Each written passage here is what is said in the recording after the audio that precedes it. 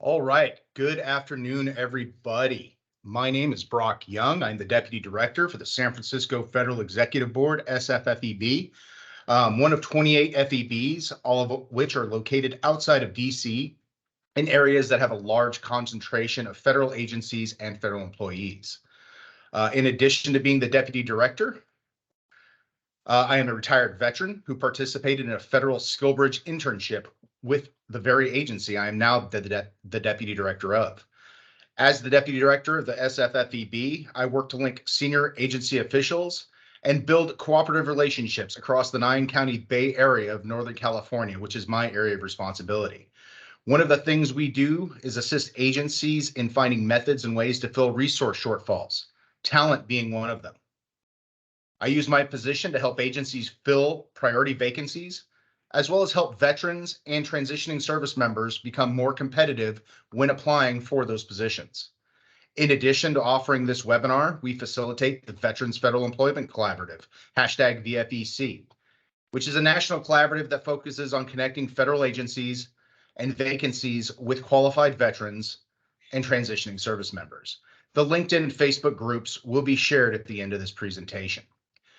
We have a federal executive board there in South Florida. However, I don't believe Alana or Sharon are on the call. If they are, please go ahead and come off mute. Not hearing them, I'm going to go ahead and introduce our co-sponsor for this event, the University of South Florida's Student Veterans Association. Ryan, or another member of your group, would you like to say a few words?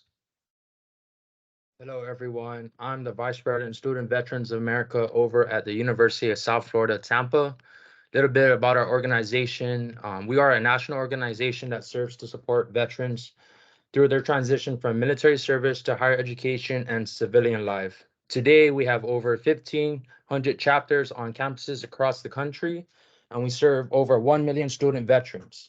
One of our focus is career development, so we thank Brock for hosting this workshop. Back to you, Brock. Awesome. Thank you, Ryan. So with that, while we're here, one of the biggest things preventing talented people from becoming federal employees is their resume. Think of the federal resume as an assessment of your writing abilities, research skills, and how well you follow instructions. But perhaps federal resume development isn't the right name for what we're trying to do here. Why? Because a regular federal resume won't get you interviews or the job. You're going to need more. You're going to need to put your resume on beast mode in order to set you apart from the hundreds and sometimes thousands of other applications and applicants who are also applying for the position you are applying for. And this isn't even taking into account remote positions who sometimes have in the 2,000 and 3,000 applicant range. What we will cover. First, we're going to talk about what we won't be covering. Next, we will discuss the federal resume, dispel some myths, and cover a broad overview of the resume development process. Then we will dive into building your federal resume. This will include sources you can and should get information from, different formats, required and optional sections, etc. Next, we will discuss what specialized experience, competencies, and the supplemental questionnaire are and how to tailor your resume to them. We will then talk about methods of wordsmithing and adding context to your experience. Then we will go into translating your experience, which will be really important for our veterans and transitioning service members. Finally, we will go over some closing tips and additional resources. Following that section, we will have an open Q&A. We will have a couple of representatives from federal agencies in the South Florida area jumping on at that time to be able to talk to you about what they do and what opportunities there are with their agencies. It is not part of the webinar, so feel free to log off after the resume portion is done if you would like, or hang around to answer more and ask and have your questions answered. Please hold all of your questions until you are given the opportunity to ask them. I don't want to miss something that you put into the comments section earlier in the presentation. Right now, my director is online helping me out, but she has to leave. So I will be on my own after this facilitating. So I definitely don't want to miss your questions. Every so often, we will pause for questions, and we'll have, again, the longer Q&A at the end. Next, we will pause about the 1 hour mark for a short 5-minute break, and then we'll dive into the final half or less of our presentation. Finally, please keep your mics on mute unless you're called on or reading for the group. The same goes for your video. This is a non-video requirement, so you don't need to come on. And honestly, I would ask you not to, because my bandwidth sucks. I don't know about yours. What we won't be covering. I don't want to waste our time with things you may already know or on things that already have excellent resources to answer. USA Jobs has a great series of videos explaining how to use their system, apply to jobs, as well as answer other questions you might have about the process. These are some useful links, and the link to the USA Jobs YouTube channel will be provided at the end of the presentation. So if you don't get these links right now, don't worry, they will be shown again.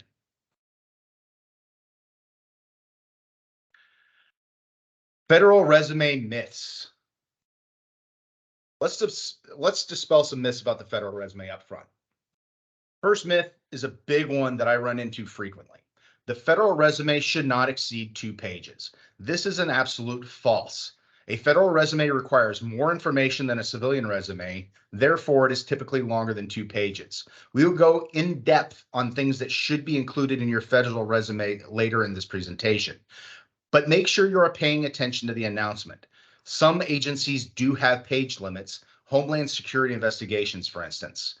Though for most applications, your resume needs to be as long as it needs to be in order for you to show you have the qualifications and experience the agency is looking for.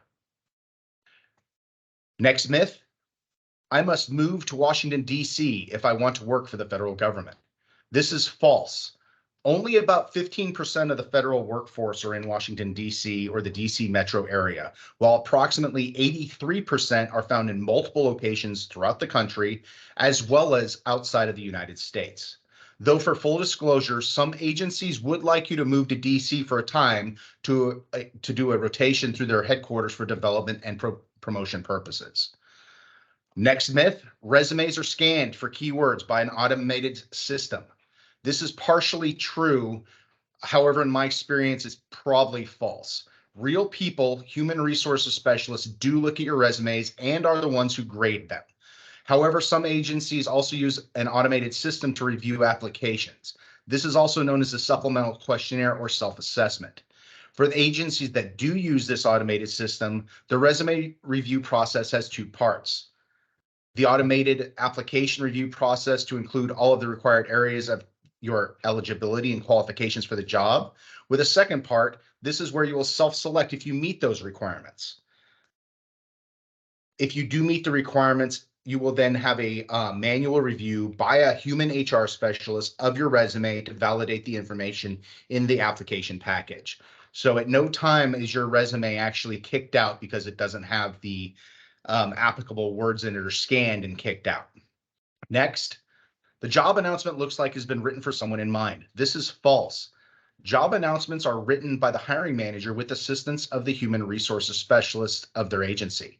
They are written to include the knowledge, skills, and abilities required to perform the duties of the position.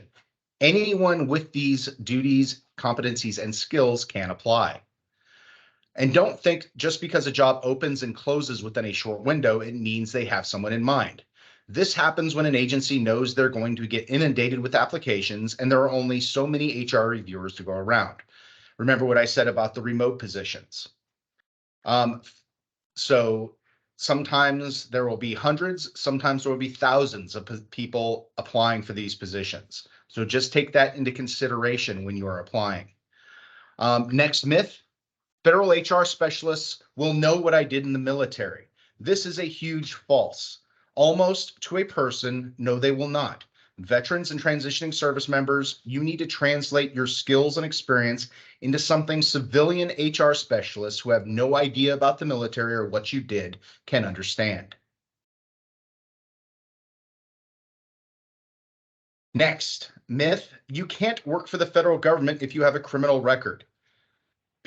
This is false. People with criminal records are eligible to compete for a vast majority of federal jobs. During the hiring process, federal agencies are generally required to consider people with criminal records if they are among the highest rated candidates and can comply with the job requirements.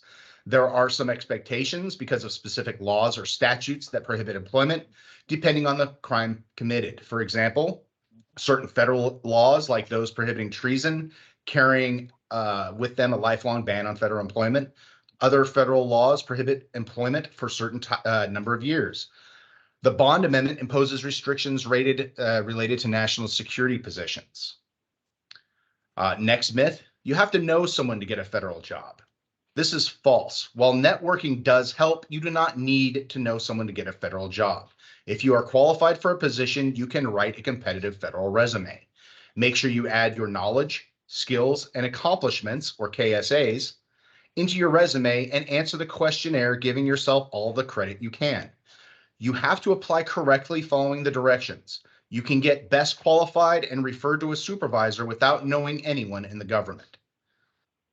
But networking, understanding the federal hiring process, and asking for advice, getting your name out there is a way to ensure you're in the know when opportunities pop up.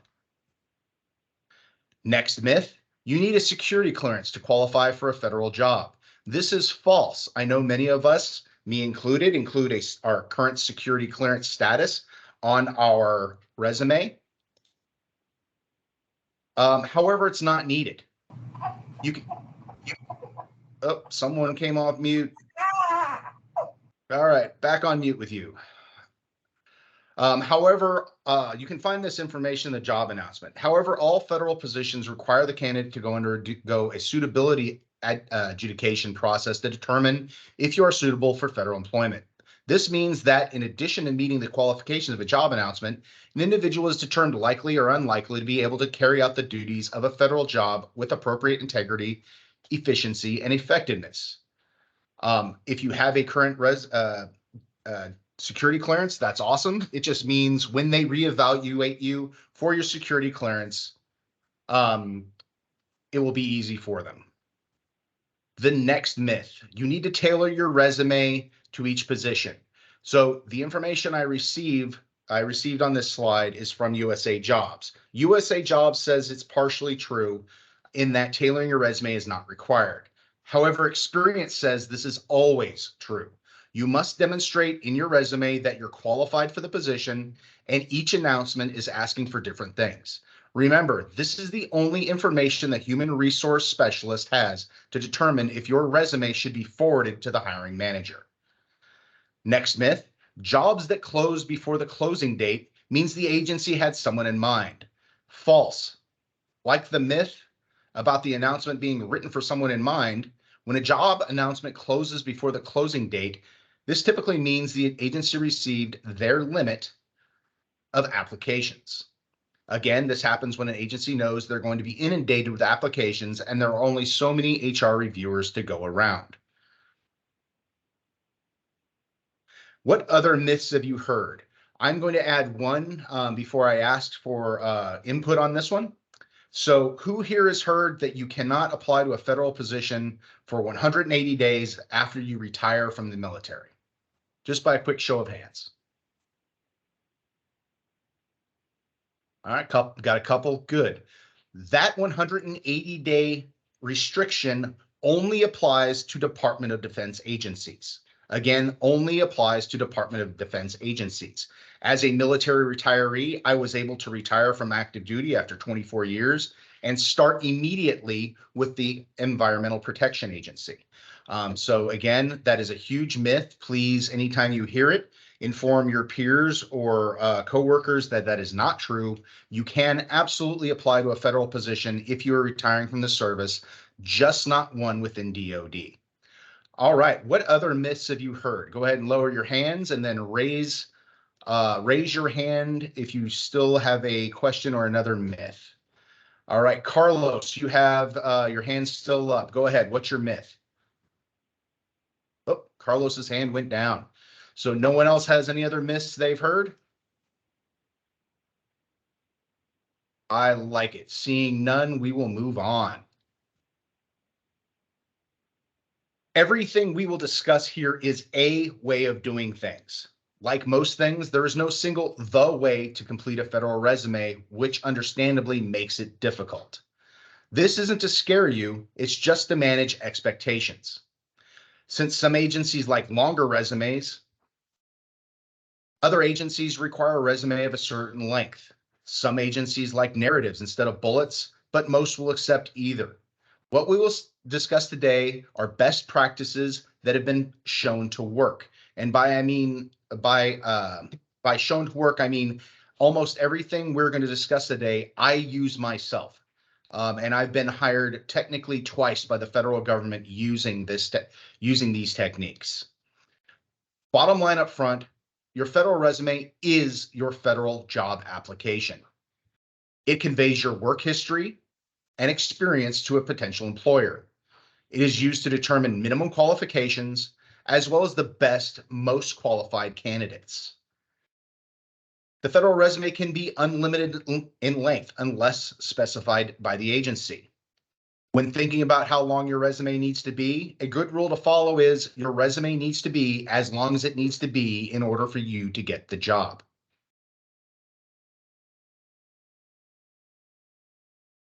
A federal resume must be written and tailored to the announcement and show specific and relevant accomplishments and information. Relevant equals experience, knowledge, skill, or training that applies to the job you're applying for. If it's not relevant, leave it out of your resume. There is a reason this information and this word and term gets its own slide. I know that when I started the process, I included everything I did when I was in the service, no matter how small, because even the small stuff were the things I was most proud of. While much of it was relevant, there was plenty that was not because of the career fields I was looking into, whether it was emergency management versus HR versus operations and project management. So be aware that only relevant information should be included in your resume.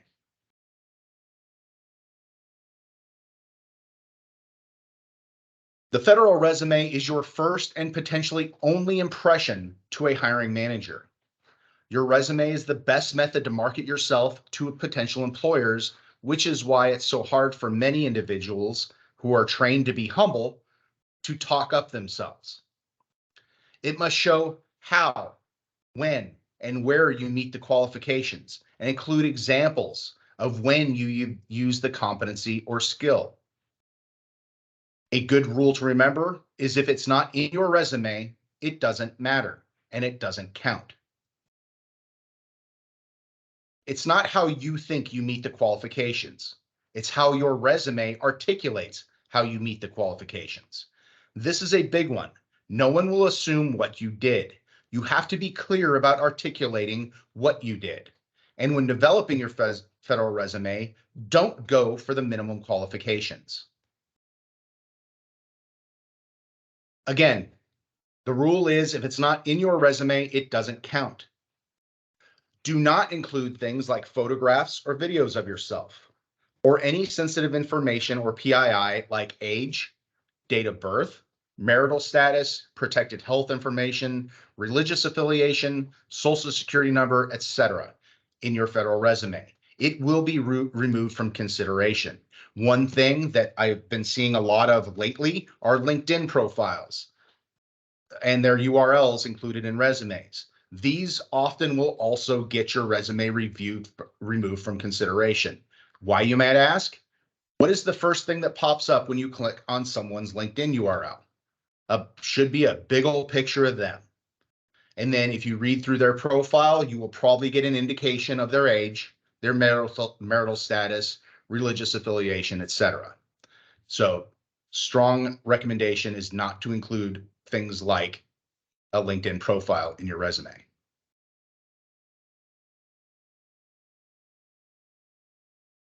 So someone go ahead and raise a hand. Where could you find information to put in your resume?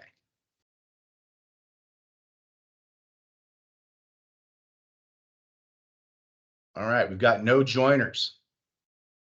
Got it. Well, here are a couple spots. For the veterans and or transitioning service members in the audience, in addition to your joint service transcript, you can also use your VMET or verification of military experience and training.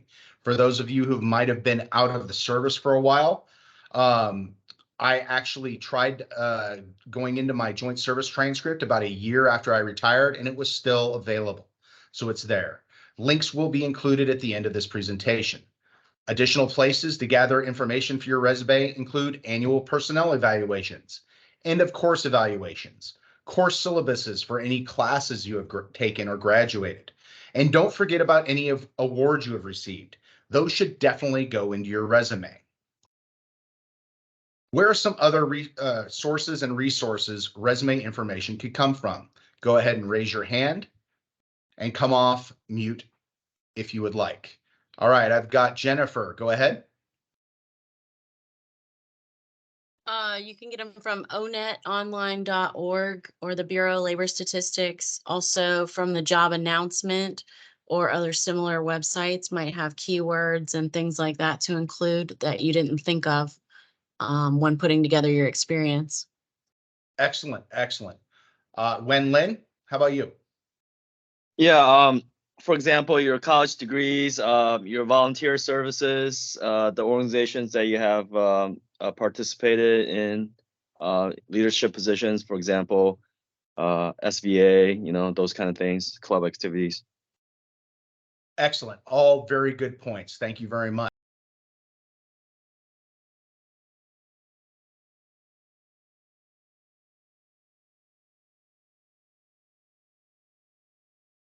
As discussed, one place to find excellent information is your joint service transcript for the veterans out there. It explains in civilian terminology what you did, how you did it, and where.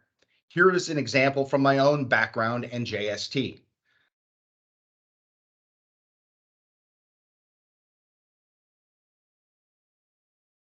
Evaluations are another great place to find achievements, but for those of you in the military, be sure to rewrite your experience in civilian terms.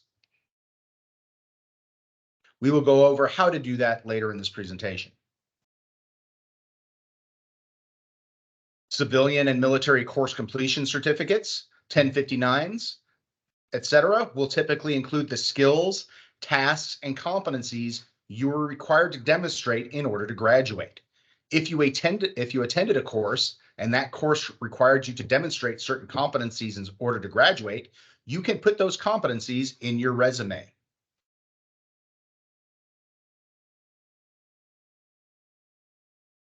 As Wen and Jennifer put earlier, don't forget to include any experience you might have in leadership roles in civic and social organizations, volunteer or other unpaid experiences, projects with your local schools or programs, projects like speaking engagements, or if you have writing credits.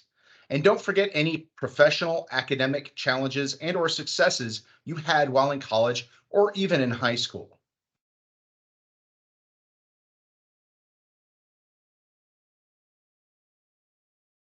Moving into the format, up front, I don't like the USA Jobs resume builder because it's not as flexible as using a Word file. There are a bunch of templates out there if you would like to look online, and I included a template that I use and recommend with the pre-event email. The biggest thing to consider when deciding what format to use is find a format that allows you to best convey your information. Again, this is your resume. If you still need one or you didn't receive the one I sent, feel free to reach out to me following this webinar and I will send you the format again. Up front, the federal resume does not need to be flashy, and cells, text boxes, colors, tables, etc. can actually take away from what you are trying to convey in your experience. Font needs to be black in color, 11 to 12 point font, Arial, Times New Roman, or Garamond font. Again, there should be no text boxes, tables, colored boxes, etc., in your federal resume. Finally, read the fine print. Some agencies have different requirements like page length, if they accept non-USA job system resumes, date format, etc. Always read the entire announcement. Yep. Building your federal resume. There is important information that is required in every federal resume. Every federal resume must include your contact information. I also call this the introduction section, your work experience, your education, any volunteer experience, academic awards, achievements, and memberships, and references. Plan on needing at least 3 professional references.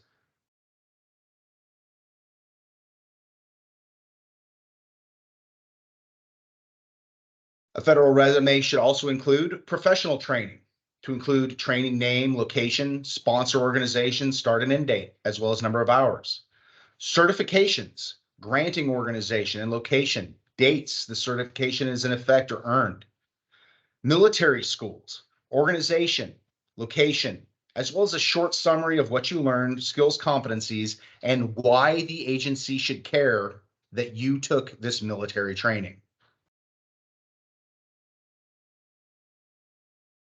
Next, your contact information should include your full name as listed on your records, your address, though pay attention to the fine print. Some agencies do consider your full street address PII. I recommend only including city and state until asked for more. Your telephone number, as well as your email address. You want an email address that you can carry with you after you separate from the military or get out of high school. This is why I always recommend you don't use your .mil or .edu email addresses when signing up for USA jobs. If you currently have it, I recommend you get a professional or at least not flashy rock star email address like some of the ones shown on the screen. As an example, this is my introduction section. You see that I hit all of the requirements, but I also put my own shine on it with the job number and title for the position I'm applying for. This requires me to change at least one thing on every resume.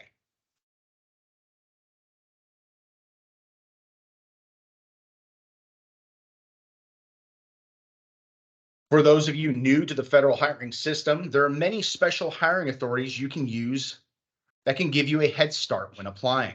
For veterans, when it comes to your resume, veterans preference and special hiring authorities are 2 separate things and serve 2 different purposes. Veterans preference gives eligible veterans preference in appointment over many other applicants. In the competitive service, for instance, the federal system, when agencies use a numerical rating and ranking system to determine the best qualified applicants for a position, an additional 5 or 10 points are added to the numerical score of the qualified preference eligible veterans. Veterans preference does not guarantee veterans a job, and it does not apply to internal agency actions such as promotions, transfers, reassignments, and reinstatements. Special hiring authorities, also known as hiring paths, help the federal government hire individuals that represent our diverse society. Special hiring authorities include veteran-specific paths like the Veterans Recruitment Appointment, VRA, and the 30% or more disabled Veterans Authority, as well as other hiring authorities for recent graduates, individuals with disabilities or the Schedule A hiring authority, and Peace Corps and AmeriCorps alumni. Special hiring authorities are also known as non-competitive hiring authorities. This means that anyone who meets the minimum eligibility qualifications for a position can be selected so long as they qualify for one of the applicable hiring authorities. The Veterans Federal Employment Collaboratives helped more than 30 people get hired to positions that did not have open announcements on USA Jobs, using the individuals with disabilities and 30% or more disabled veteran hiring authorities. Language proficiency levels are also good to include if relevant to the position you're applying for. Current active clearances aren't that important for the federal government, since nearly every agency will reinvestigate you as part of the onboarding process anyway. Including your clearance and adjudication date shows the agency that they shouldn't have any issues when and if you are reinvestigated by their organization. Again, make sure you read the fine print of the announcement and include everything they want to see and nothing they don't. Some agencies, some agencies consider your street address and that LinkedIn URL to be PII and will remove your resume from consideration. What are your questions? Go ahead and put your hand up and I will call on you if you have them.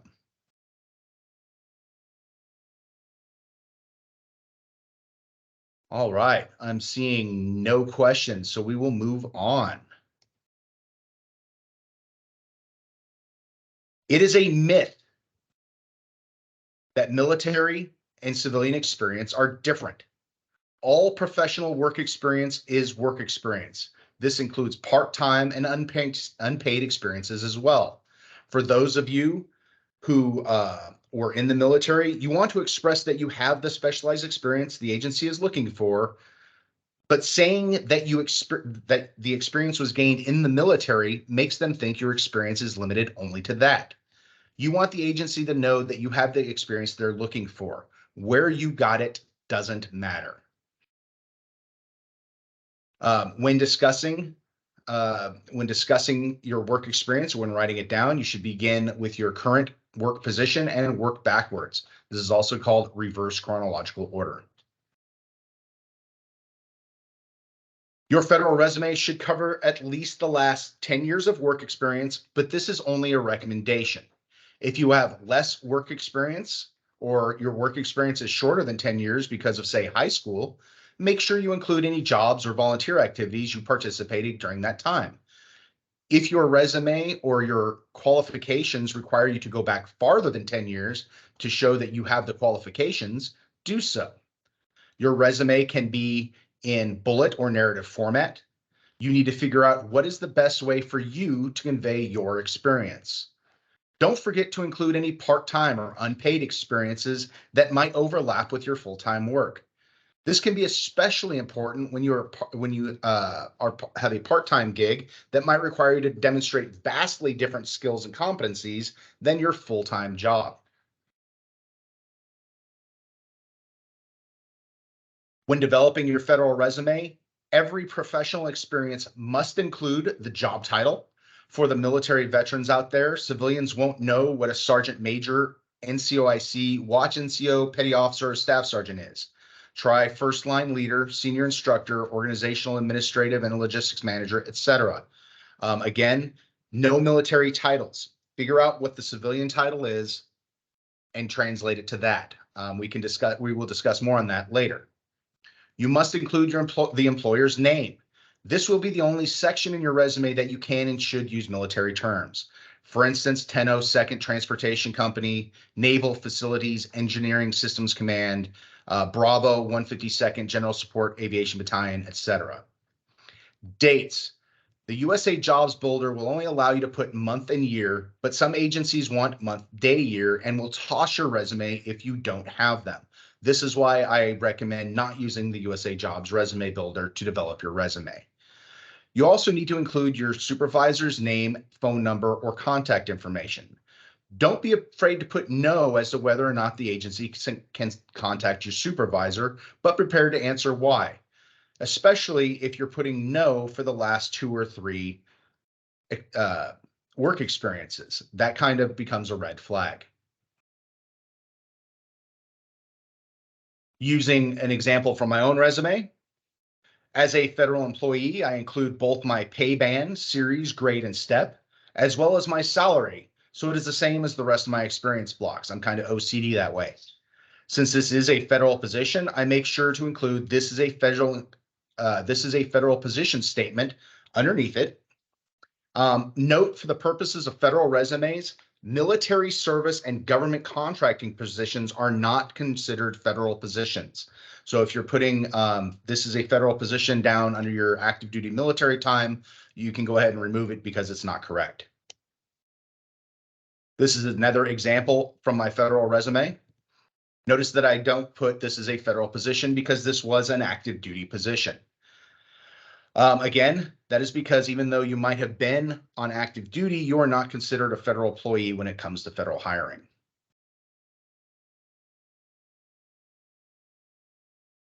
This example shows how you can add part-time or reservist National Guard positions that run concurrent with your full-time job. Remember, the salary and hours information here is considered typical and should be an average of the hours per week for work and pay. For this example, since I was AGR or Active Guard Reserve, I also had a part-time National Guard position with duties and responsibilities far different than my full-time position. Because I was active duty, I didn't get paid for my M-day job. So I show that by including unpaid in the salary section. For those who have been activated, put on orders for an extended period of time, etc., I recommend you include those as achievements in your experience. What are your questions about the title section of your experiences? All right, I've got one. Travis, go ahead. For supervisor references, if we're going back 10 years and you've got somebody who's long since retired, fallen off the map, you just can't reach them, how do you articulate that? It can be as simple as, this is who my supervisor was, in parentheses, has since retired, and the phone number is main agency line. Okay, so the current, so where the office number for that desk, even though they're long since gone. Or somebody, use your best estimate. I have seen it, and I recommend you, if the supervisor's gone, you find the next office number or the main office number for that agency, or someone that might be able to confirm that you work there at some point. But again, if you know, it's not an unflexible thing. There is an understanding that people do retire, that people do disappear. So as long as you can articulate why you don't have that person's contact information, then you should be good to go. But again, the danger or the red flags start popping up when it becomes 2 or 3 or 4 work experiences in a row. Okay. Any other questions on this section?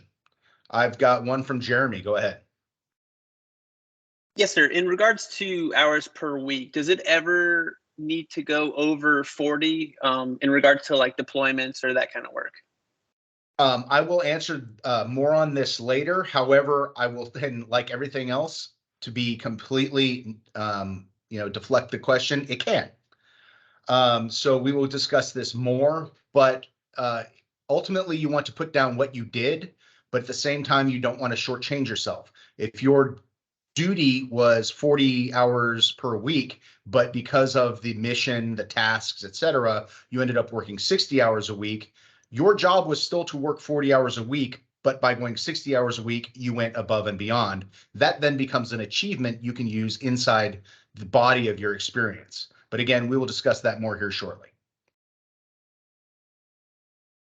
Sound good? Yeah, acknowledge.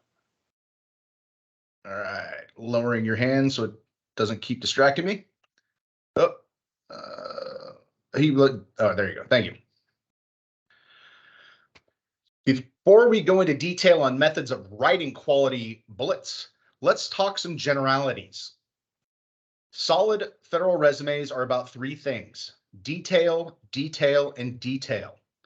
Your experiences need to include examples on what you managed, did, and/or tasks you completed, not what you were responsible for or what you assisted with. Your resume needs to describe the scope of your duties, how many employees you supervised, how much money you managed, were you a decision maker, including examples. It should include examples of your accomplishments, awards, and recognition you earned, as well as details or a summary of why you earned them. Make sure you use quantifiable metrics wherever possible. For instance, improved X by Y% within Z months. What's the word I've used a couple times there? That's right, examples. If you're not going to give examples on how, where, when you used a competency or skill, you might as well not even include that competency or skill in your resume. Bottom line up front, nothing you include in a list of skills or in your summary or objective statement will count towards assessing your qualifications. Even though many templates and examples you will see have lists of skills and competencies or achievements. Don't think you're going to be able to hit the easy button and put all of the required competencies in one of these lists and have it count towards your qualifications. Even if you're using one of these templates, make sure you're including and mentioning everything you have in those sections in your experience section with examples. Describe how you use the programmer skill, in what environment, how often, if you were considered an expert or not. Did people come to you for advice on these matters or competencies? Were the reports you wrote from managers or senior executives? Were those reports used to make decisions, etc.? Again, anything you put into one of these lists or summaries will not count towards your experience or qualifications. The best thing I would recommend you consider the summary, objective, or overview is a short cover letter of your resume. That's where you can put information that isn't necessarily relevant to your experience or qualifications, but might be relevant to the employer. For instance, you are willing to move, you are willing to relocate, you are competent in telework, things like that that may catch the employer's opinion. But again, anything you put into one of those summaries will not count towards your experience section.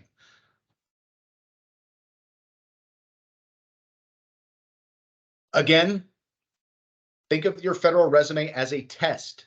The first of several challenges you need to overcome in order to become a federal employee. Every test has questions, and understanding those questions can be key to passing or failing the test. For federal resumes, the test questions are made up of specialized experience, competencies, required training, if applicable, and the supplemental questionnaire. First, without the prerequisite specialized experience as defined in the announcement, it is unlikely that your application will be considered best qualified and referred to the hiring manager. The book definition of specialized experience is a type of work experience that is directly related to and relevant to the position which you are applying.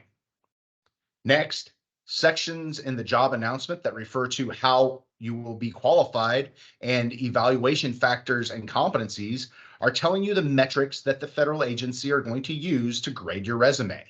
When grading, the agency will determine how well your resume describes how, when, how often you have used the competencies the agency is looking for. Next, you will need to ensure you have any required courses, training, if applicable. This section includes any special or specific schooling, education course requirements, certifications, etc. Finally, the supplemental questionnaire selections you make are to accurately describe your training and experience in carrying out the task. We will go into each of these in detail. Dates and hours worked.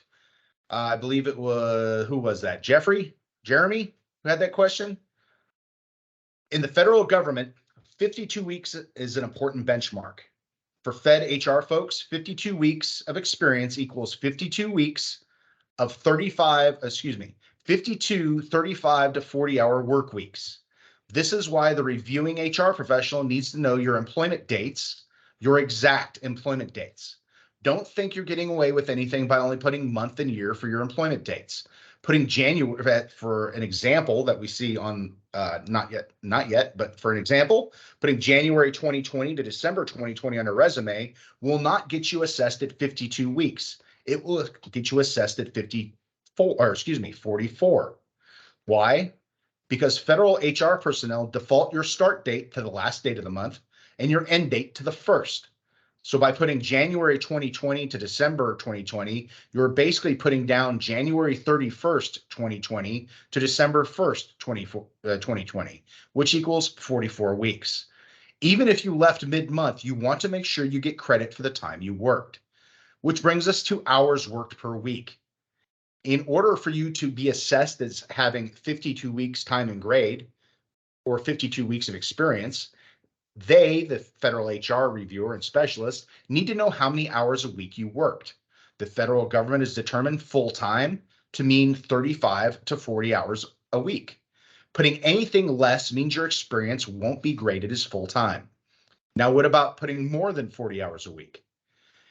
If your normal duties required you to work more than 40 hours a week, say so, but say it as an achievement, not as a normal thing. Why? Because we understand you may have worked 60 hours a week, but what were you scheduled to work? If under 60 hours, put what you should have been working and then put as a bullet of how you routinely worked additional hours in order to ensure success of the organization's mission. Back to the example. What if you don't have 52 weeks of experience like in the first example on the left? Here we see that the applicant will only get credit for 24 weeks of experience, but needs 52 weeks of experience, in one of the specialized experiences. For many of us, military veterans or not, we often do similar things in every job. You may have conducted quarterly performance evaluations in multiple positions, or maybe use certain management skills, technical or computer skills, report writing, etc. It's important to include what you did in every experience that you did it. It doesn't matter if you duplicate the experience if you did it or not. If you did something in more than one experience period, include it in both. By including and conducting quarterly performance evaluations in both positions as seen here, this resume would get assessed as having 104 weeks of experience. If you're shooting for more than just meeting the minimum qualifications, this is how you do it. What are your questions for this section? Go ahead and raise your hand and I will call on you. You can come off mute. Wenlin, go ahead. Yeah, so I have a question. So for example, if my resume goes back 10 years and then 4 out of that 10 years I was in college getting my master's degree and getting different other degree. Now, how far back do I have to go back? So, say I became an officer in 2007, then I served 5 years, then I went got a master's degree and now I'm back in school again. So how much time do I have to go back to beyond 10 years to kind of put those experiences in there? The best answer to that question is as far as you need to.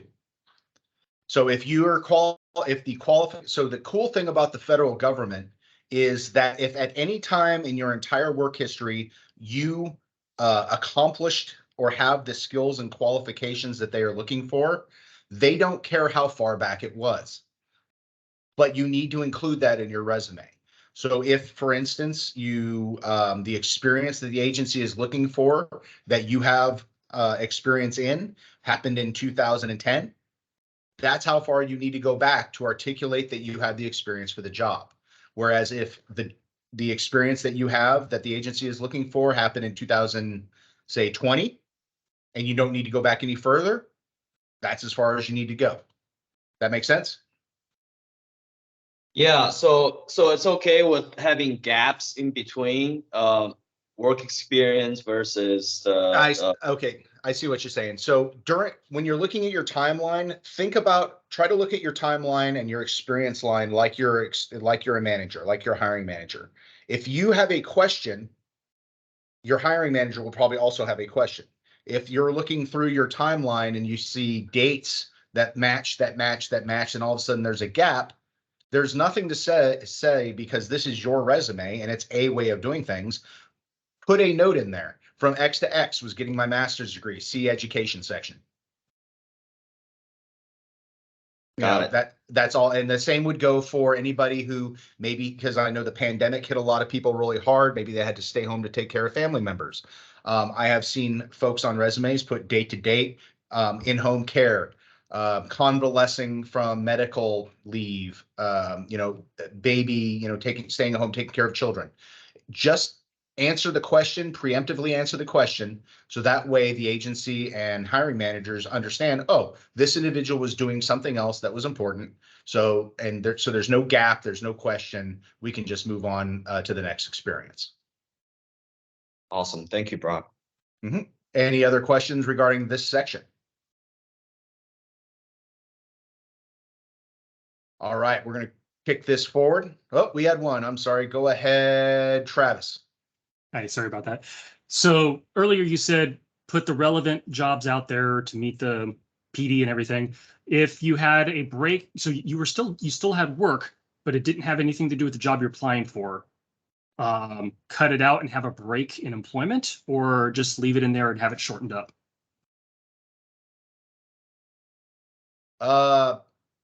I'm sorry. I was reading and listening. So go ahead. So, okay, I'm an IT guy. I've got years and years of IT jobs in the Army, but in the middle there, I was a recruiter. Has nothing to do with the job I'm applying for. Leave it in there? Or yeah, you want to leave it in there because it's still relevant. It's not necessarily relevant work experience, but it still shows that you were working.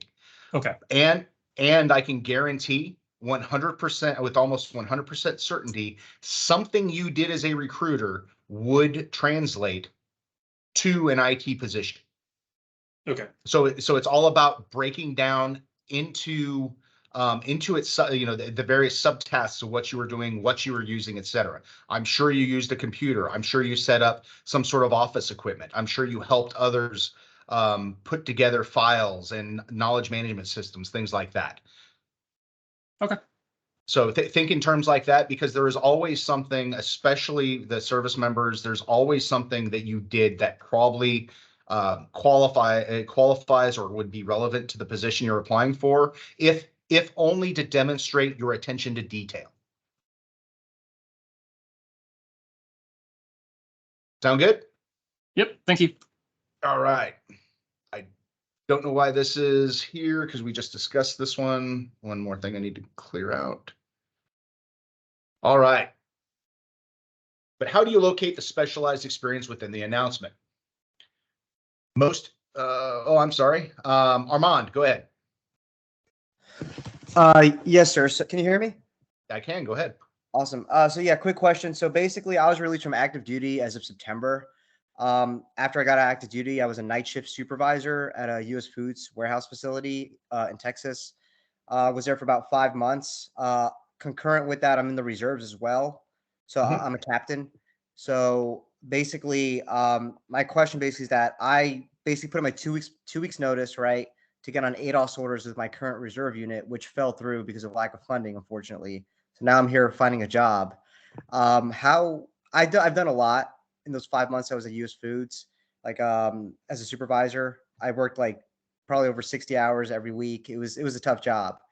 But still, with that said, I have quite a few traits to put down or skill sets to put down in regard to being a supervisor at US Foods. But I was only there for like 5 months. How does that? Do they care about the amount of time that I'm there? Because I know I have to like reference the time that I was there. Do they really care about that? Are they gonna like scratch, wonder like, hey, why is this guy only working there for 5 months? Like, because it's not like I could explain to them I left for a full-time gig in my reserve duty. So I mean, does that make sense? I don't know. It does. I would be prepared to answer any questions asked. However, it's not necessarily in their reason to ask you of why you left. The other side is you still want to get credit for what you did. If it was only 5 months, that's still 5 months of experience that you got. So if you have more questions on that and this webinar doesn't answer your questions, feel free to contact me offline, and I can help discuss it a little bit more one-on-one. Is your contact info in the email that you sent us? By any chance? It is, and I will be including it at the end as well. Okay, thank you. Appreciate it. Not a problem. All right, back to the slides. But how do you locate the specialized experience within the announcement? Most USA Jobs webinars and classes will explain what is meant by specialized experience, so I'm not going to go too in depth on this one. Here are some examples from this particular announcement. Take a look at the first line on the page. You must have 1 year of specialized experience, equivalent to at least the next lower grade GS11. This means your resume must not only show you have experience that the agency is looking for at the grade you're applying to, but also show you would have met the time and grade requirements for the next lower grade. How do you make sure you're meeting this requirement? By ensuring your entire resume, to include past positions, is tailored to the announcement. Neglecting this is the reason most people, to include myself, will receive those do not meet minimum qualifications for this position emails. I will discuss this more in a moment. Remember the first required specialized experience? You must have 1 year of specialized experience at the level of difficulty and responsibility equivalent to the GS11 grade level in the federal service. This is where most people get derailed because they spend all of their time writing to the current position or the announcement they are applying for, and then neglect to ensure all of their past positions show the applicable growth and qualifications required by the announcement.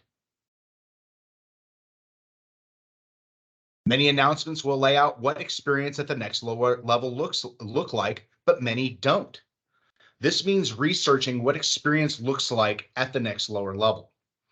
OPM has an entire library on competencies and skills at various levels and within certain job series. You can also gain insight from looking at lower level positions within the same agency and job series on USA Jobs. The slide here shows a short example of how to show progression in your resume.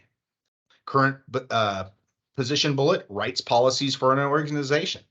Your most recent past position bullet enforces those policies for the organization. Okay, but how do we tailor? Well,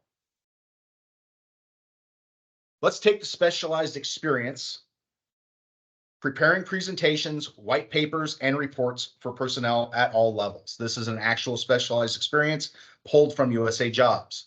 So ask yourself, thinking about your own work experience, who can give me an example of a potential resume bullet that would meet this qualification? Just one person, just one, just show a hand and come off mute.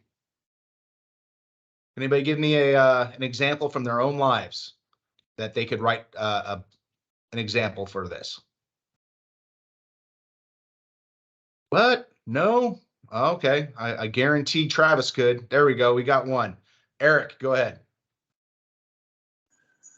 All right, so I'll take an example and just see how this works. Prepare the presentation to brief senior leader staff on the transfer of vehicles that excess in a total dollar amount of over $450,000 and a transfer within a 6-month period. Okay, no, that's awesome. You're missing one thing. So what? What did it do? Did it improve anything? What was the outcome?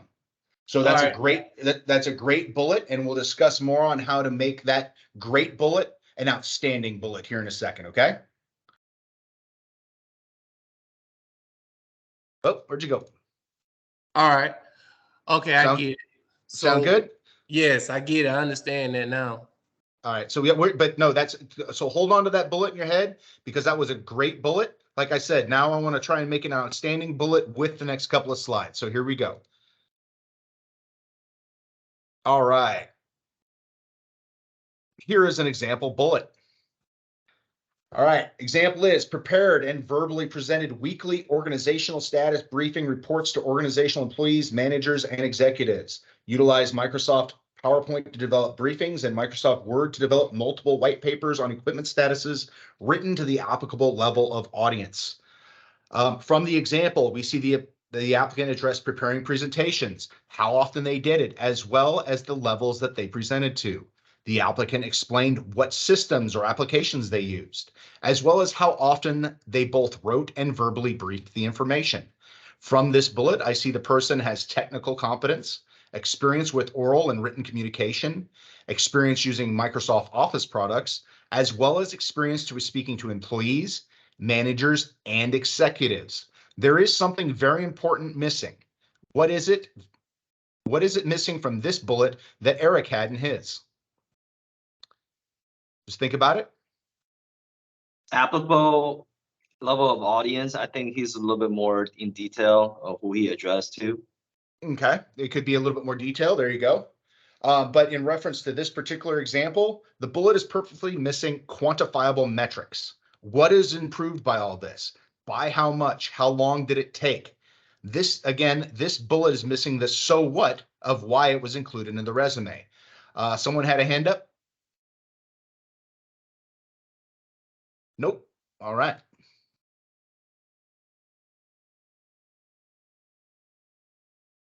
Next, we'll discuss how your resume will be graded. Reading through the announcement, you are told something to the effect of, you will be evaluated on the basis of your level of competency in the following areas. These areas are also called competencies. Most announcements will be different, so these are only examples. Based on these competencies, based on these competencies, what do you think the announcement is looking for? What do they mean?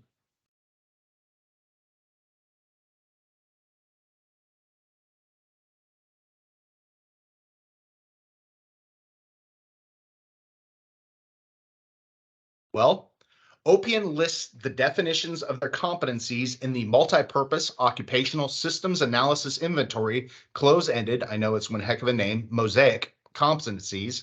A link will be provided at the end of this presentation. As an example, adaptability. For this competency, the Mosaic Guide lists the definition as understands changes in work tasks, situations, and environment, as well as the basis for change. Persists towards solution and goals in changing circumstances. Acknowledges new information and adjusts responses accordingly. Adjusts timelines, results, and expectations appropriately to changing needs. Overcomes obstacles to achieve results. Thinks and acts effectively under pressure, identifies ways to incorporate new practices into existing framework, remains flexible and open to new ideas, and encourages others to value change. Based on this definition, what would an experienced bullet look like? No need to come off mute. We're good here. How about this? A potential bullet could read like this. Conducted daily reviews of programs and program tasks with subordinate managers, making as needed adjustments to timelines and expectations based on new information.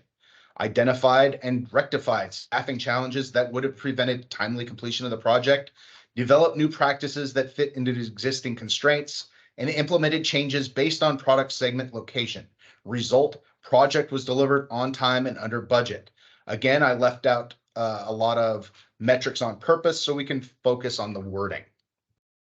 So going back to our definition, based on this slide, do you think this bullet clearly articulates the applicant's ability to understand changes in work tasks, situations, and environment, as well as the basis for change, persist towards solutions and goals in changing circumstances, acknowledge new information and adjust responses accordingly, adjust timelines, results, and expectations appropriately to changing needs, overcome obstacles to achieve results, think and act effectively under pressure, identify ways to incorporate new practices into existing framework, and remain flexible and open to new ideas and encourages others to value change.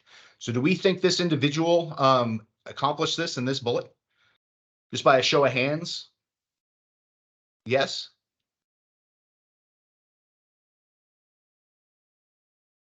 All right, got a couple. By someone not showing their hand, come off mute. Why do you think it doesn't? If you don't.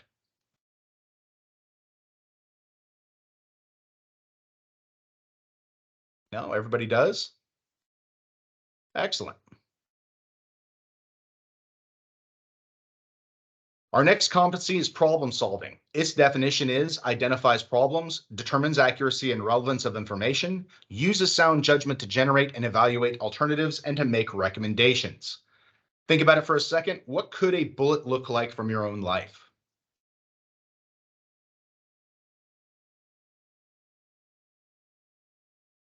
Here, our imaginary applicant has included this bullet. Evaluated business practices, processes devoted to scheduling, as well as an analysis of workflows, value added, impact, and utility derived from cost benefits analysis. Coordinated with regional IT team, providing guidance and directed the development of regional scheduling system for scheduling of 3 HSDP 12 sites across California. Result, increase in customer service, receiving no negative customer service experience comments while in the position. And the scheduling system has been adopted by 2 other EPA regions. Does our bullet match what the competency is looking for? Again, problem solving, identifies problems, determines accuracy and relevance of information, uses sound judgment to generate and evaluate alternatives, and make recommendations. All right, are there any questions about competencies in this section? I saw one, go ahead. Yeah, so on this bullet point, does that person need to identify what the position that he held? I mean, I'm just thinking about the STAR method, you know? No, understood. The STAR method is a great way to do it, and we're going to absolutely discuss that more here in a minute. This section is more just trying to get your head wrapped around trying to meet and articulate how your experiences should use the competencies and how you can use the competency definitions to write your experience. But yes, so think of this as a bullet underneath the experience section. So what the person did, their duties and responsibilities would be another bullet within the same section. Ah, got it. Thank you. Mhm. Any other questions about competencies? Sitting here breaking stuff. All right, moving on. So I will say this right up front. Going through the TAP program when I retired, there was very little, if anything, discussed about the supplemental questionnaire. There was a lot said about tailoring your resume to the announcement, tailoring your resume to the announcement, tailoring your resume to the announcement. Nothing was said about the supplemental questionnaire, which is the other half of how you should be tailoring your resume. The supplemental questionnaire is part of the federal resume writing process. It is the part of the process for those of you that have not applied on USA Jobs, that when you complete the section on USA Jobs, uploaded your resume, applicable documents, and click on go to agency website, this is the website, this is the thing that the USA Jobs will send you to, is the agency supplemental questionnaire. However, you don't have to wait till the application process to preview what the supplemental questionnaire will ask you. Within the supplemental questionnaire areas, or excuse me, within the announcement, there will be things that look like this. To preview the assessment questionnaire, click whatever the link is. You may preview questions for this vacancy here. Up front, most supplemental questionnaires are different. What we will go over here is an example taken from USA Jobs. These are a couple of examples of how you preview the supplemental questionnaire. And this is what some, again, so you see it says apply here. And this is what some of the questions you will be answering look like. Remember what I said about a test? These questions are from a specific announcement, but there are more out there.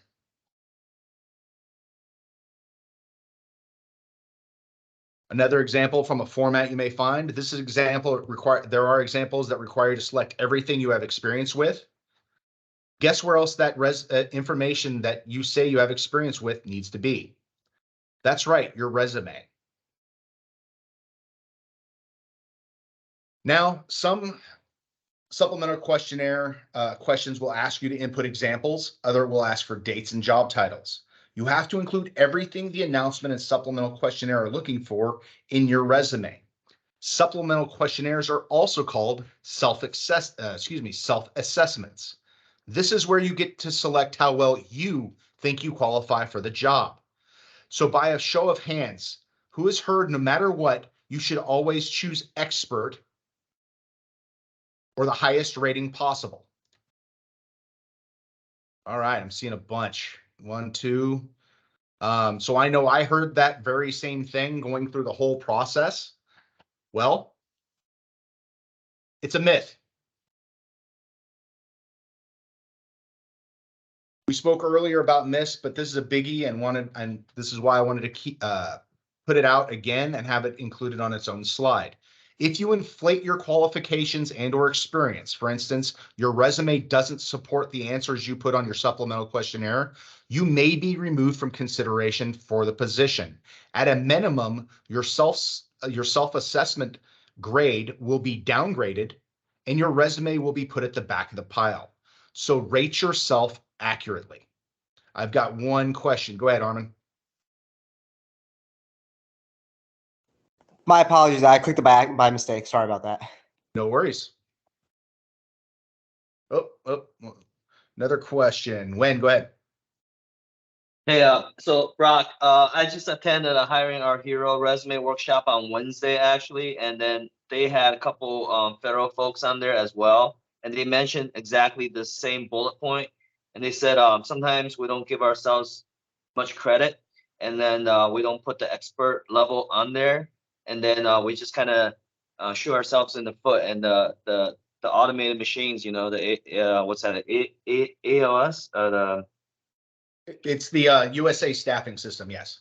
Right. They said they just kind of, as soon as you don't have that, you just kind of, put yourself out of the line. They just kind of, eliminate you from moving forward. So they said, sometimes, we don't say we're experts, but no expert out there will always say they're experts because there are always people that knows more than they do.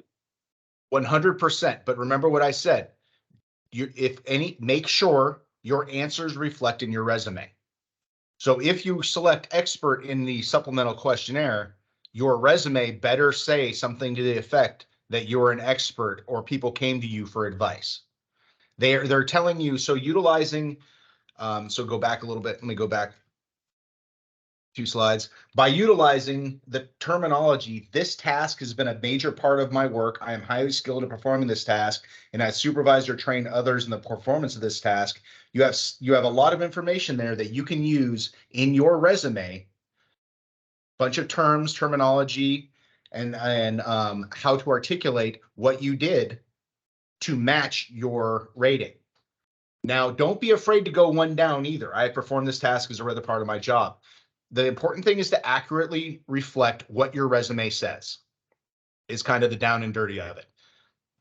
I don't want to foot stomp here that, you can put expert even when you're not, but foot stomp, if you're going to select expert, make sure your resume articulates that you're an expert. Make sense? Yep. Thank you. All right, go back to where I was. All right, we're going to go into some supplemental questionnaire questions. So we're going to use here this example. From here, we're going to go over an example of what should be reflected in your resume based on your self-assessment selection. So we're going to go right into what you were asking. Again, this isn't the only way to do it, nor is it the only format the questions come in. Bottom line, no matter what the supplemental questionnaire is asking for, your resume must reflect the answer you select. So let's think about this question: researching, analyzing, and developing reports, data tools, and providing training and leadership. Based on the question above, let's see the ways your resume should look based on potential answers. For this format of supplemental questionnaire question, you have 5 choices. You have not had any education, training, or experience performing this task. You have had education or training in how to perform this task, but have not performed it on the job. You have performed this task on the job under close supervision by a supervisor. You have performed this task as a regular part of your job independently and usually without review by your supervisor or senior employee. And finally, this task has been a major part of your work. You are highly qualified, skilled at performing this task, and have supervised or trained others in performance of this task, and or others have consulted you as an expert for assistance. So let's see how we can possibly write this out. So for this, you have not had education, training, or experience performing this task. This one's easy. If you don't do it, you basically don't even need a bullet to show it. However, if it's in the supplemental questionnaire and you select that one, you're probably self-selecting out of the running. Next, from this example, we see the person has training, but they don't say that they've used it where or in what environment. Again, attended the administrative excellence training and was taught the basics of providing training and leadership. So it's just showing the person has training. Now getting more information from the resume bullet. Here we can see that the individual has some experience, but not a ton. Don't be afraid to pick this one if it's accurate, but as when it's said and as others say, don't under assess yourself either. You want to make sure you are accurately assessing yourself, but you don't want to automatically take yourself out of consideration if your resume doesn't support it. So double check the question, double check your resume. Here we have even more detail and more context.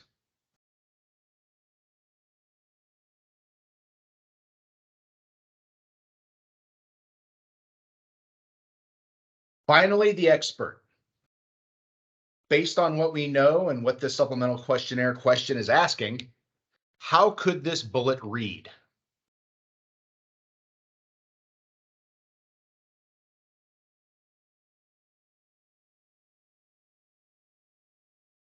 Potentially something like this. Notice that the examples are getting longer and longer. That's what detail and context looks like. For this example, again, I left out some things that could make this bullet even stronger. What could it be? That's right, quantifiable metrics.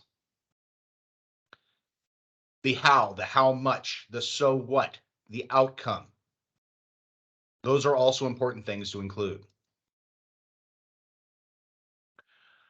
Again, I don't know how better to foot stomp this, other than maybe this. If you're not sure about what to select, select the next lower choice. That way, if the HR reviewer sees you are more qualified and you haven't self-selected out, your resume self-rating will be increased at no penalization to you. If you select something and it turns out that it was too low and your self-assessment selected out of the running, then a job may not have been for you anyway. Now that you got an idea of what we're talking about, we're going to dive into how to make sure we're clearly detailing our experience and hitting all of the requirements.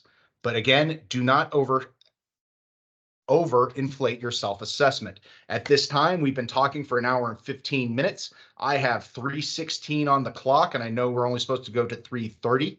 However, by a show of hands, do we want to continue cranking through or take a 5-minute break? If I get a plurality, we'll just continue. Continue or break? Hands for continue. I got 3 hands, 4, 5, 7, 8. All right. Well, 9, 10. All right. Looks like we've got a plurality, so we're going to go ahead and kick forward. If you need to take a quick break, go ahead and come on back. We will continue trucking on. I want to make sure everybody gets the opportunity to learn this. But again, if you miss something, do not worry. We are recording. The experience and examples in your resume need to paint a clear picture about how, when, and where you gain the experience and meet the qualifications the announcement is looking for. When writing your experience, think implied versus specified. The best answer is you must specify everything, even the things you believe are in the implied category. What do I mean by implied versus specified? Let's look at the example of taking out the garbage. Specified task, take out the garbage. Implied with that would be to remove the bag from the bin, walk it to the front door, open the front door, walk to the garbage can, open the garbage can, put the bag in the garbage can, close the lid, return to the house, closing the front door, replacing the bag in the bin. When describing what you did, you should be as clear and detailed as possible. And don't just include how, when, and where, but also the skills used. Maybe you used another skill set such as verbal communication that you used while being responsible for directing incoming calls or stepping in to represent your supervisor. Written communication examples should state that written skills includes, for example, any communication sent. Don't just describe what you did as a duty or responsibility, but also if you used Microsoft Office Suite software such as Excel, PowerPoint, spreadsheets, etc. For our veterans and transitioning service members out there, writing in civilian language means avoiding militarisms or jargon. Private companies and federal agencies don't have NCOICs, petty officers, sergeants major, platoons, ships, or brigades. You need to translate those things into something HR reviewers and managers understand. I have stated it before and will again several more times. You want the agency to know your experience is experience. Where you got it doesn't matter. This is the same with acronyms. Use them sparingly, if at all, and always spell them out at least once. Finally, when it comes to numbers, either spell out or write out all the zeros. 35 million has a lot more of a wow effect than just 35M. Go ahead, Armand.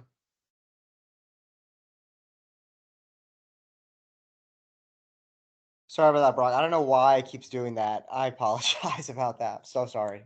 False alarm. Nope. No worries, man. It happens. Okay, moving on. When defining your role, state the facts. Did you work on your own as part of a team, as a supervisor? Did you assist with other functions? Did you manage supervisors? Go beyond listing your job responsibilities by using accomplishments and examples to highlight the results of your work experience. Again, Avoid militarisms when describing your duties. Use civilian terms when describing your organization. Instead of brigade or squadron, try organization of over 2,000 personnel or agencies, directorates, office, etc. Avoid military or only organizational titles like battalions, squadrons, etc. When developing your experience bullets, you also want to avoid terms like helped, worked, assisted with, I have experience with. Instead, clearly explain what you did, what tasks you accomplished, and was it key to the successful completion of the mission? Did you improve anything, change anything, better anything? What specific skills, abilities, and or attributes did you employ to complete the task? What equipment or software did you use? You need context and detail. Avoid responsible for or served as. Instead of responsible for, try managed, completed X tasks, or similar action verbs that embody initiative. Don't just say major duties include currently I am working on. State clearly what you did. Did I mention you need to avoid militarisms and jargon when describing what you did? I just want to make sure that hits home. When developing your resume, it should reflect clearly the professional level you worked at. It should paint a clear picture whether or not you were a doer or a policymaker. Your bullets and narratives need to show you have entry, middle, senior, or executive level experience depending on the announcement. A good way to format your narratives to help add context is to use the PAR, STAR, or CCAR methods as a template. Doing this not only gives you a strong format for your experience, but it will give you practice for your interviews, where it is strongly recommended you format your interview responses using the PAR or STAR methods.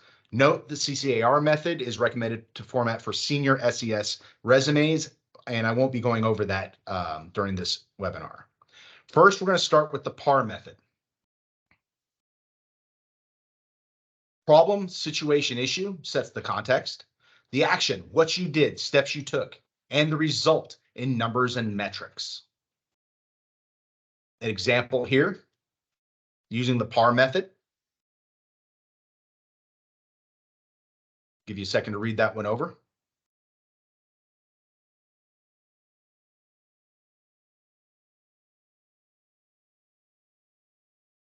Next, the STAR method is also is the recommended method of answering the behavioral interview questions you will face during your eventual interview. See, thinking positive. It's a good habit to start writing and speaking in those terms now. STAR, situation or background. Task, problem to solve, goal to reach, or task completed or skills used. Action, steps taken to complete, achieve a goal, or explain the process. The result, how you contributed, benefit, improved your organization, the process, important lessons learned, or skills gained through the outcome. This is an example of using the STAR method in a resume bullet. Again, we will save the CCAR method for another class, but you can search out examples of the CCAR method on the web if you would like to know more.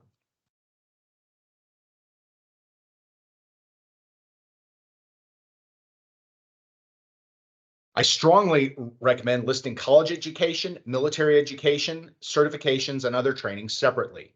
Pay attention to the announcement. Understand whether education will be a major factor or not in being qualified.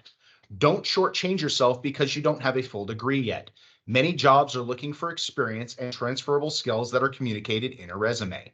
Although it is good to address education on the resume, you need to be conscious of whether or not that will be a deciding factor or not, so you don't have to go as detailed as if it isn't.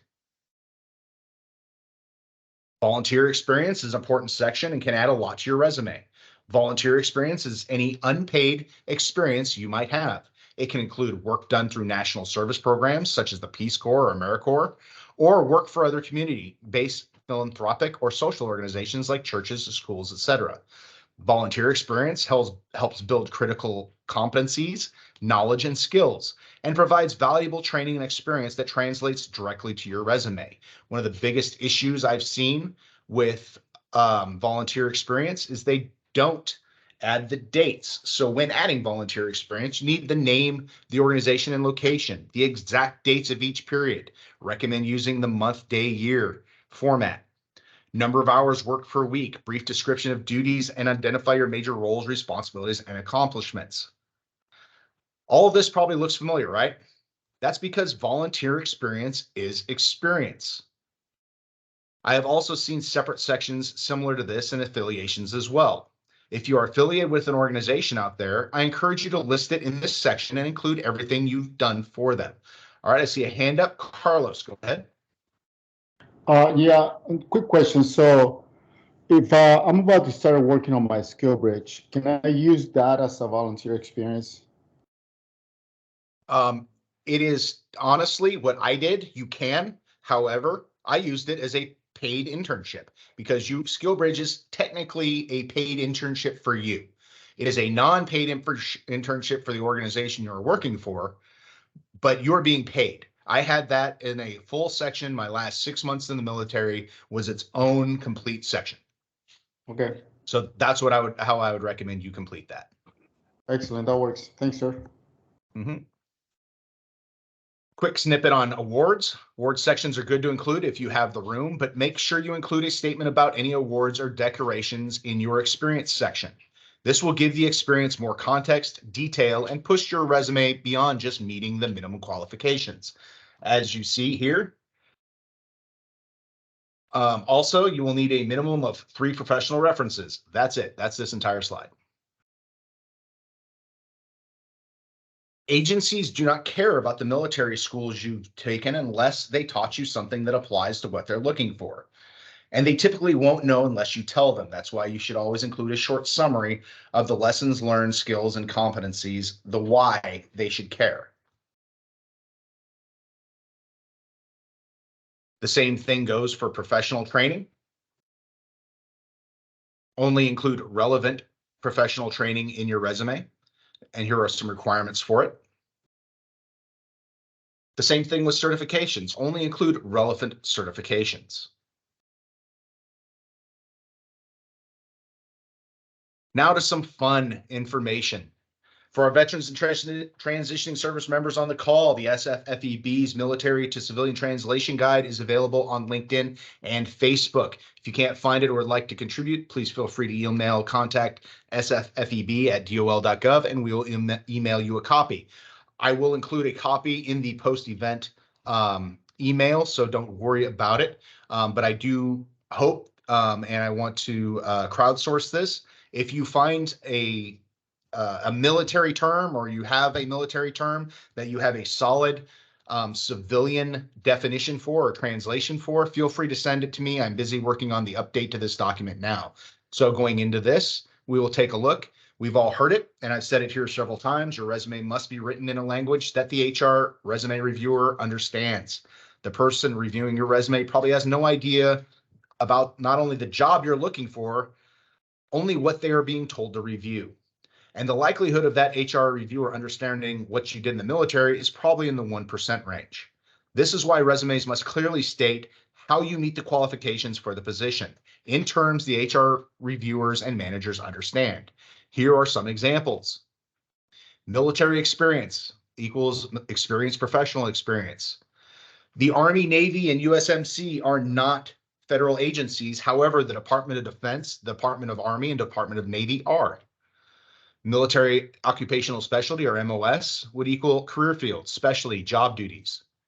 What is a mission if not a project, task, function, or objective?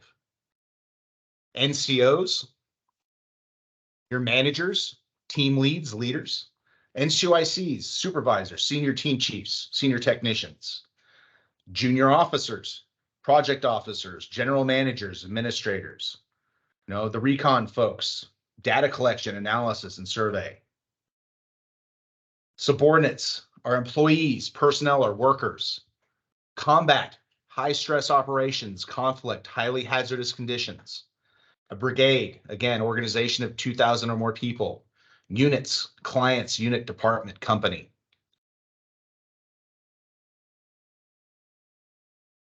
As we get closer to the end of our presentation, I would like to add the closing tips and reminders. Context matters. Explain what you did, how you did it, and if it made a difference. If it's not in your resume, then you didn't do it. Only include relevant information, but again, if it's not in your resume, then you didn't do it. I recommend you create one master resume as a foundation and then tailor that resume for each announcement. A master resume allows you to put everything, all of your experiences, no matter the MLS, background, etc. Next, state the facts. Do not exaggerate. Avoid jargon and militarisms.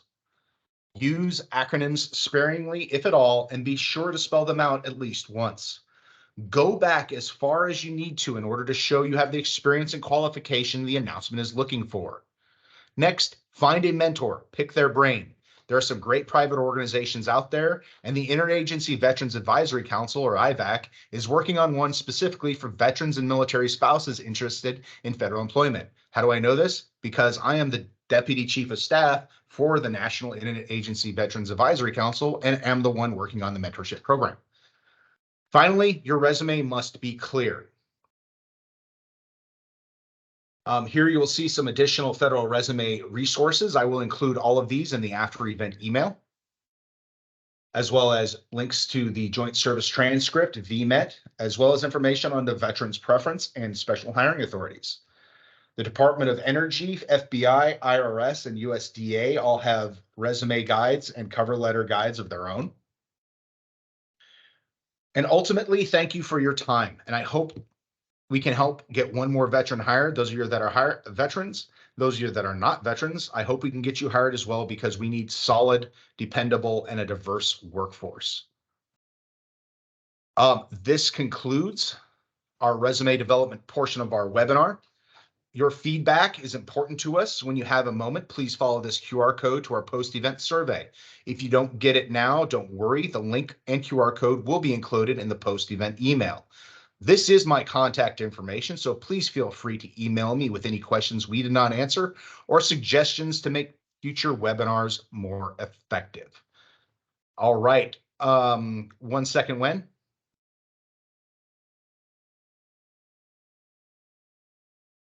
All right, go ahead, Wen.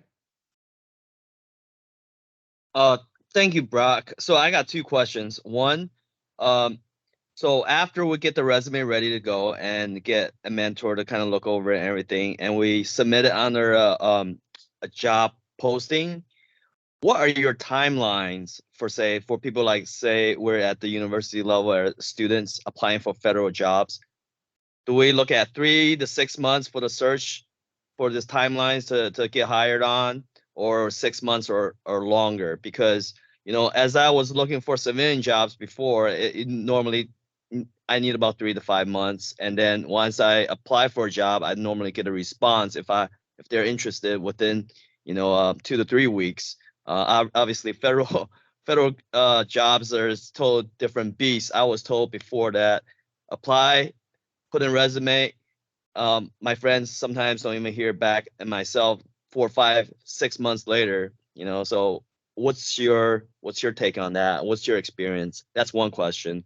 The other one is, should we use ChatGPT to kind of civilianize some of our military experience? Because I have seen some that verbiage and some articles about that actually people that use ChatGPT to kind of help them up with their resume, so that way it's easier to understand and verbiage is a lot clearer. So 2 things, and then I'll get to your question. So we're gonna move on real quick. We have a couple of federal partners who are with us to inform you about some information, because they are in the South Florida area. So I wanted to give them opportunity to speak real quick. Jeremy, I do see your hand up, so you'll be the first question after that. However, regarding your question about ChatGPT, I am not familiar with it, and from what I do hear about it, I'm kind of iffy about it, because the data sources it has been programmed to pull from are not as diverse as you would like. However, for something general like this, I think it might be a good option. But again, I don't know. I can't give you that information because I don't have experience with it. Regarding timeline, the book answer is from the closing date. 8 federal agencies are supposed to complete hiring actions within 90 days. Supposed to. However, because of the COVID response and issues, which I still have no idea why it's pushing it out. So I recommend don't put all your eggs in one basket. As I coach and counsel people, the important thing, the hard part is to get a federal job. Once you have a federal job and you're in the federal system, you actually become a higher level of a higher priority to hire than even veterans. And being a current federal employee who's a veteran is even on top of that. So my recommendation is get a federal job, any federal job, get your foot in the door, and then find your perfect federal job. Apply until you get a federal job and keep applying until you get the one you want. It is my recommendation. Me personally, when I retired from the Army, I was very heavy emergency management. But I didn't want to do that. I wanted to go either, administration, government administration, or human resources. Because I had a family of 5 and needed a job, I had to take the first job that came out, and that was my emergency management job. So I was the regional security officer for the Region 9 EPA. It's just what it is. But once I got into the federal system, this position opened up. It's one of my dream jobs. And I applied for it. And guess what? Here I am. Because of the experience with the EPA, because of my SkillBridge experience, I was able to show that I had the experience necessary for this position. Did I answer your question? Yeah, thank you, Brock. How long did it take you to get that first job, though? The emergency man. That's my guess.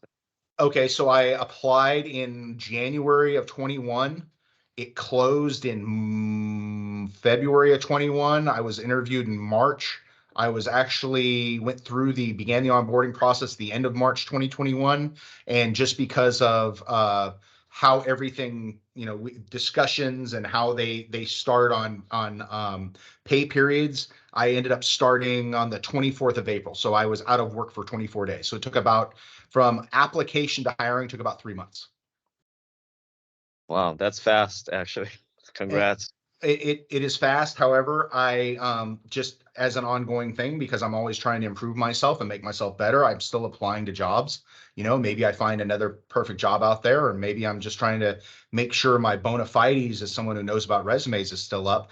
I applied to a position with the EPA back in November and received acknowledgement that I was referred to the hiring manager 3 weeks ago.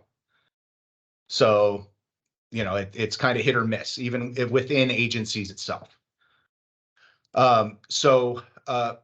Jeremy, I see your hand. We're going to hold off. Go ahead and keep your hand up. However, I wanted to take a moment real quick to introduce several of our federal partners who have joined us to let you know a little bit about their agencies and careers. First, we have Caleb Hagner, a Corps member serving with the AmeriCorps and the NCC FEMA Corps, which I'll let him explain here in a second, and Vladimir Diaz, a community relations officer with Homeland Security investigations. Caleb, if you could give a quick 1 or 2 minute rundown of what you do and what your organization does. Go ahead.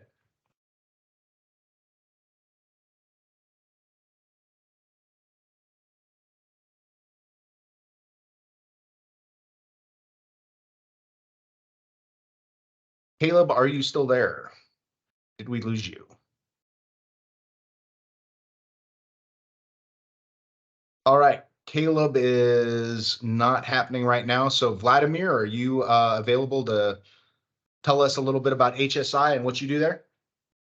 Yep. Thank you so much, Brock. Outstanding presentation. I was going to join later and decided to jump in the resume. Fantastic information for all of the candidates. First, I want to thank all of you for your service. We really appreciate your service to our nation. My name is Vladimir Diaz. I'm the Community Relations Officer with Homeland Security Investigations.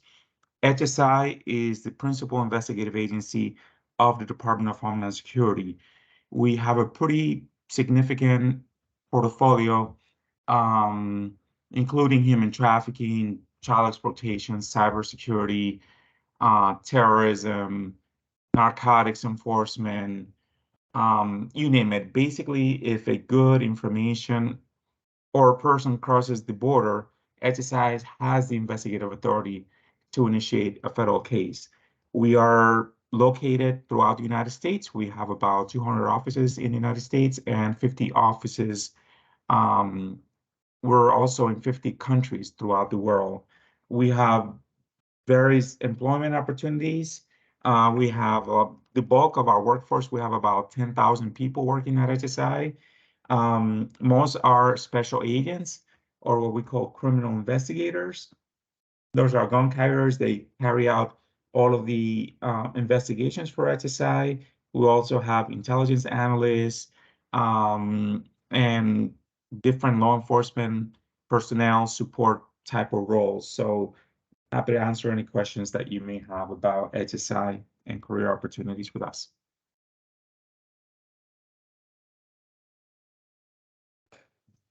Awesome, Vladimir. Thank you very much. Caleb, did you come back on the net yet?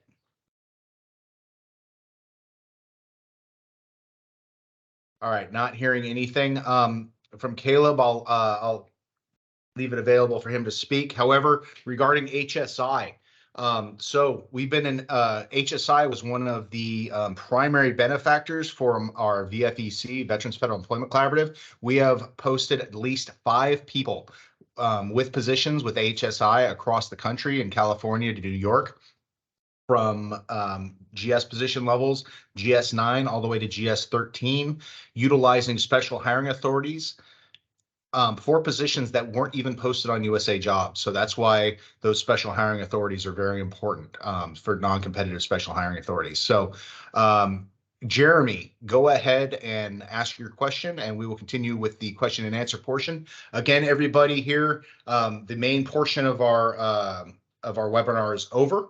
I'm just going to keep recording, and actually, I rephrase that. I'm going to stop recording at this time, so that way you feel more, you feel better about talking about or asking your questions.